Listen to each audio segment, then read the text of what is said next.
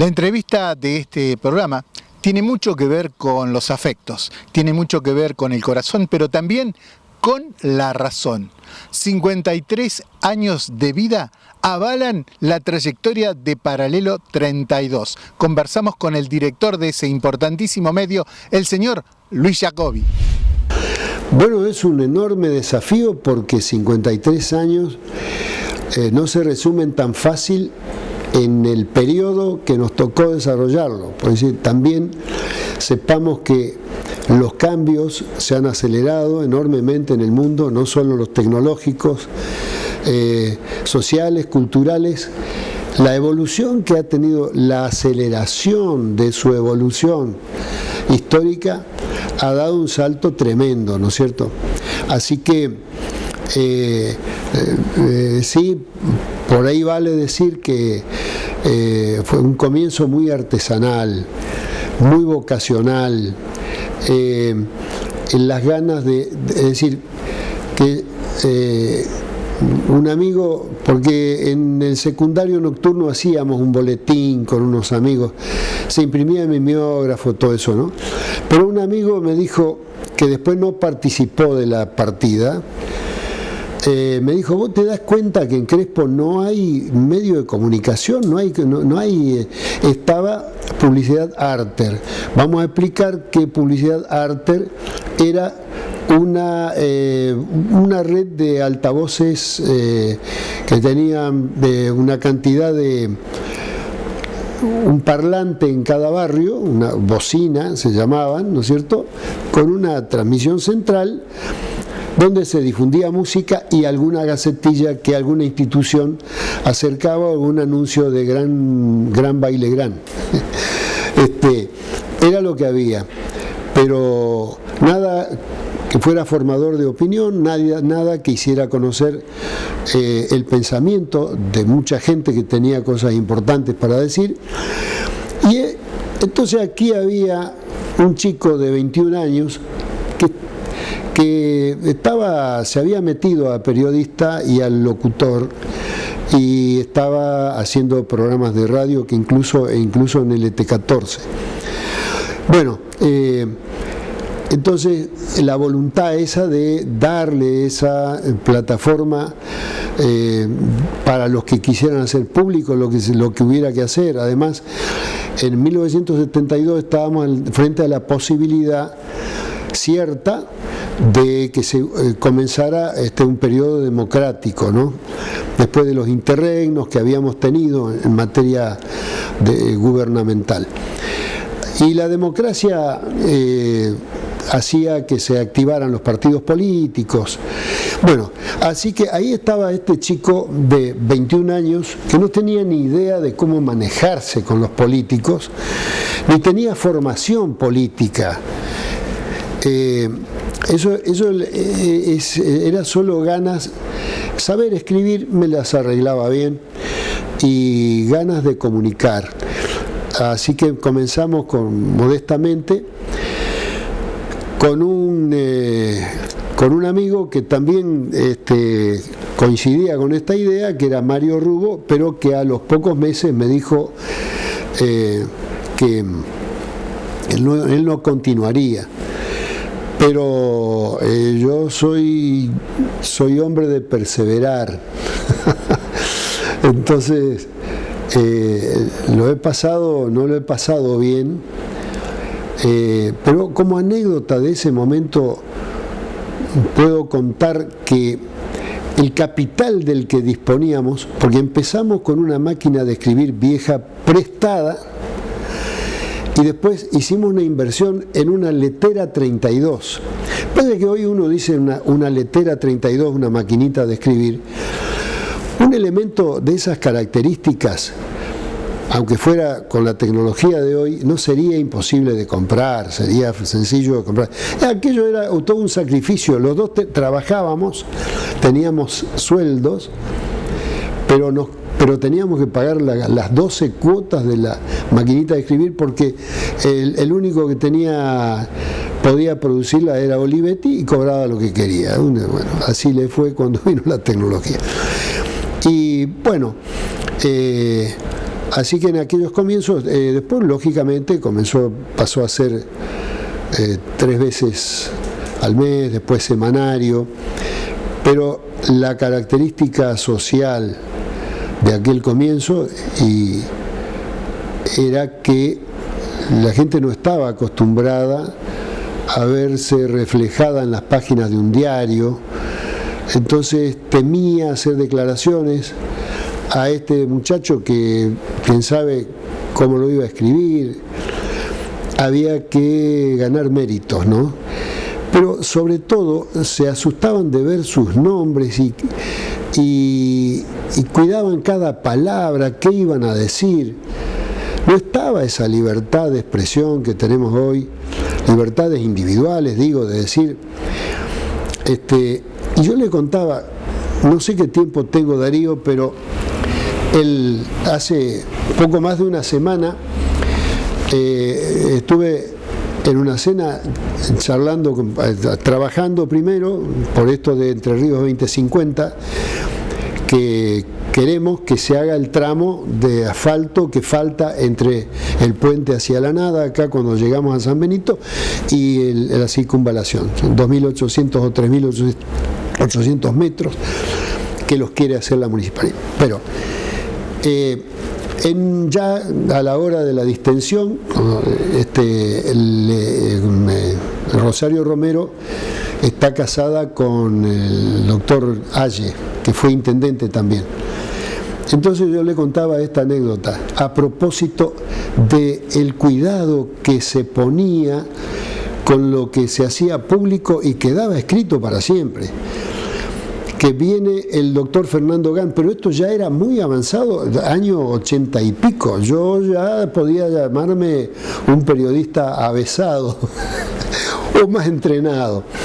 El doctor Fernando Gant como candidato a intendente, creo, y con el doctor Aye recién recibido como abogado, ¿no? Barba, igual que el hijo que lo conocí ahora, que con el mismo tic de fregarse la barba. Y yo lo entrevisto, pongo el grabador. Consideremos que cuando empecé con Paralelo 32 no teníamos grabador, tenía un armatoste así de grande que no lo podía llevar a cualquier lado, era uno a cinta, yo no servía, había que tomar nota, y entonces era lógico que la gente tuviera temor de cómo se escribiera lo que decía.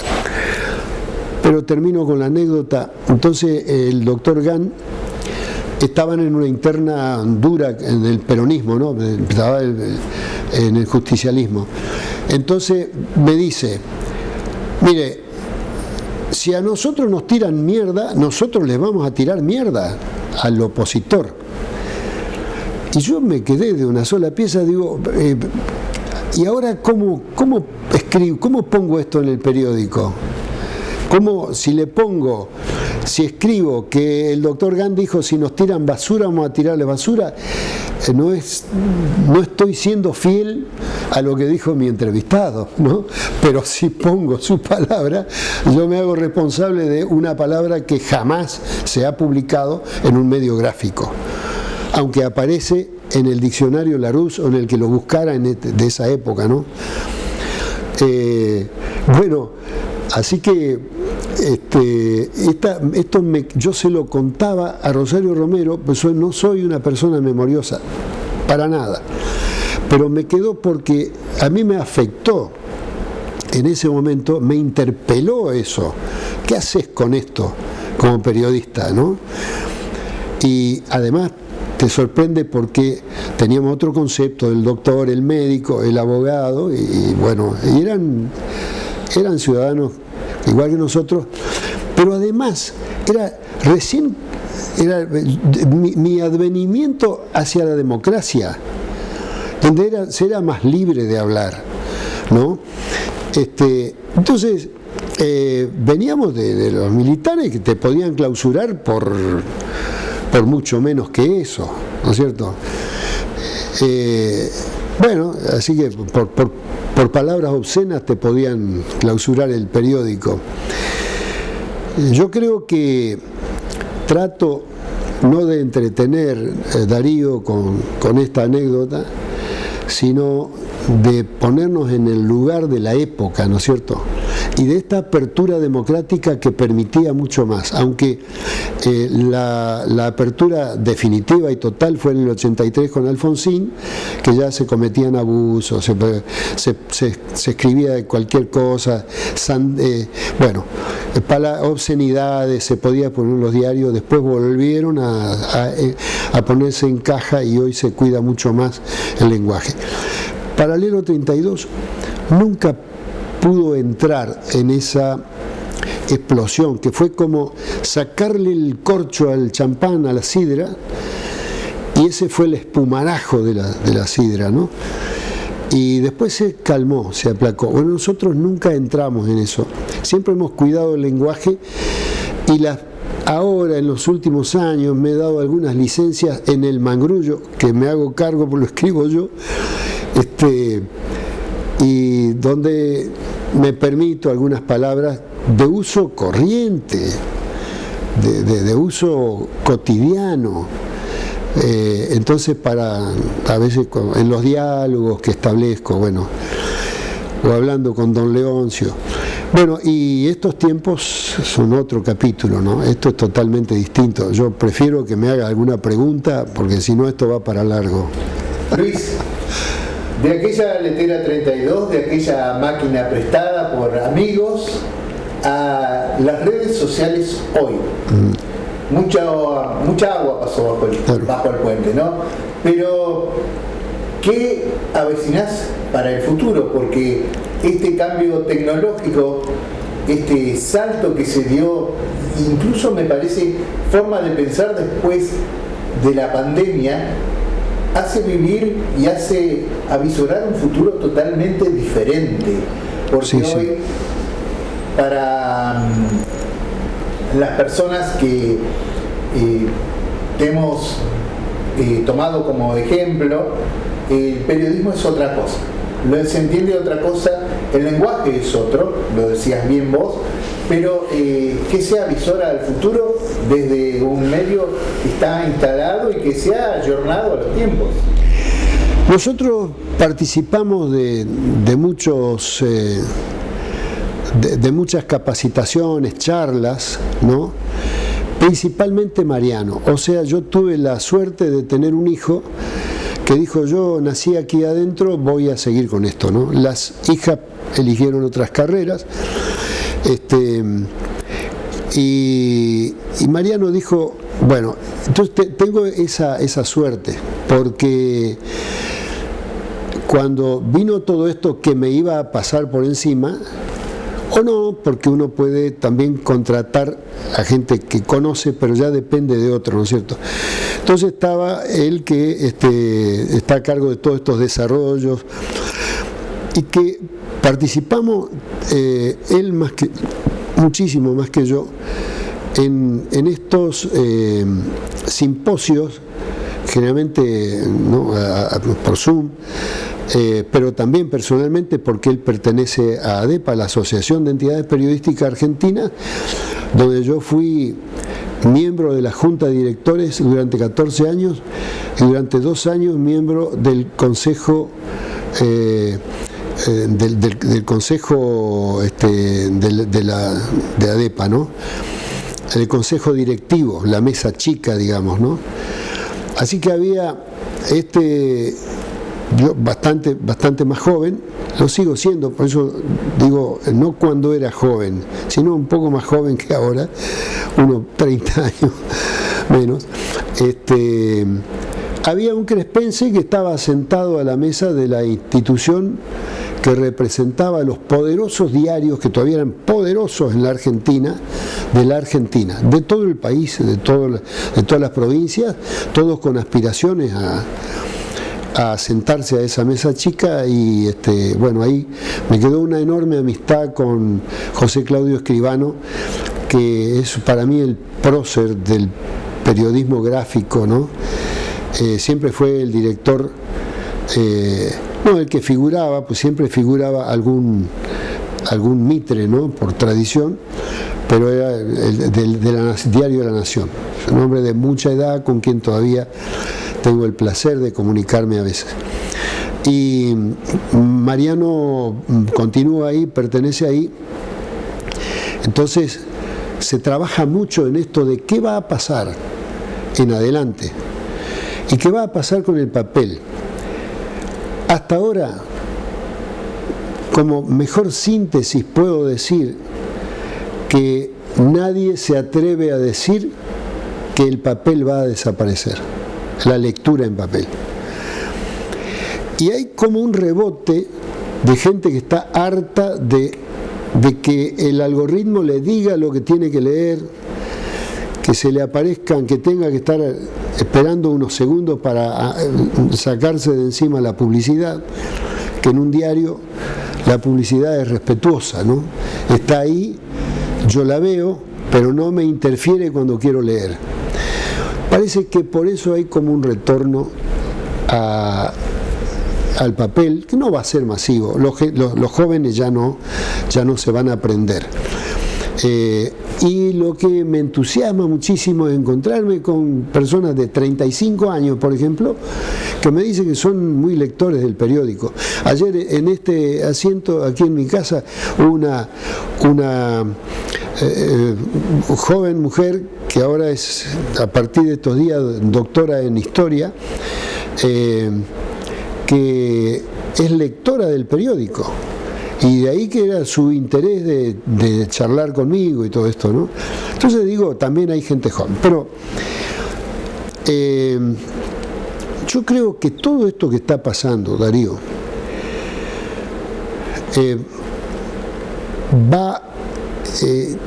vuelvo a la metáfora, a la figura del espumarajo de la botella. Cuando recién, si la agitás un poco, o de la Coca-Cola si preferís, si la agitás un poco y abrís, está ese gran espumarajo. Todo esto que está pasando es un hallazgo para la gente. Yo puedo opinar sobre todo y puedo decir lo que me cante. No. Entonces, leo el título y opino. Y digo lo primero que se me ocurre, no fundamento, no tengo que fundamentar. Entonces, ¿para qué voy a leer más? Si no necesito fundamentar, no tengo por qué aprender por qué se está ocurriendo esto, por qué el gobierno tomó esta determinación, el gobierno, la institución, mi vecino, ¿no? Yo juzgo así según mi estado de ánimo. Eso está pasando en las redes. Son cada vez más fáciles de acceder, por eso hay cada vez más. Recién yo te comentaba, ¿no es cierto?, que yo a gente muy mayor le digo, mire, no le tenga miedo a la inteligencia artificial porque ahora es una aliada suya.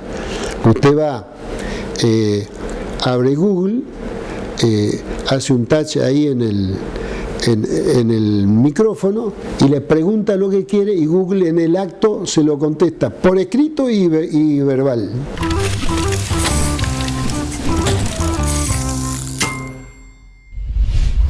Hablamos del pasado, hablamos del presente, ahora vamos a hablar del futuro que van a tener los medios de comunicación, según el análisis que hace Luis Jacobi, director de Paralelo 32. Trato de seguirlo, de entenderlo, de usarlo a todo lo nuevo. Y bueno, vamos a ver cómo evolucionan los tiempos. Por lo pronto, en el Mangrullo del sábado pasado, hice un corto ensayo en ese pequeño espacio que tengo, donde con la ayuda de la inteligencia artificial, pero aclarando. Yo estuve en consulta con la inteligencia artificial. Hay mucho periodismo que le hace escribir a la inteligencia artificial y lo publica como si fuera propio. Bueno, tiene que haber una ética. Nosotros siempre hemos sido éticos y lo vamos a seguir siendo con la inteligencia artificial. Entonces, aclaro ahí, mire, por curiosidad sobre cómo vamos a vivir en 2024, yo ya sabía, porque ya le había consultado a la misma fuente, o sea, la inteligencia artificial, que va a ser muy complicado para nosotros. Pero entonces digo, le pregunté a la inteligencia, le hice algunas preguntas a la inteligencia artificial, después lo redacto yo a mi manera, ¿no es cierto? En redacción mangrullera. Le hice algunas preguntas y no es que la inteligencia, escribo ahí, ¿no? No es que la inteligencia artificial tenga una bola de cristal, sino que es la que va a construir nuestro futuro. Es la que ella es la que lo está haciendo a este futuro en el cual nuestros hijos, nuestros nietos van a vivir. No tan lejos, pues yo le pregunté sobre 2040, creo, o 2030, no, 2030 hasta 2040. Mira, lo escribí hace una semana y estoy dudando. Y entonces uno ve que no hay mucha fantasía en ese mangrullo del sábado pasado.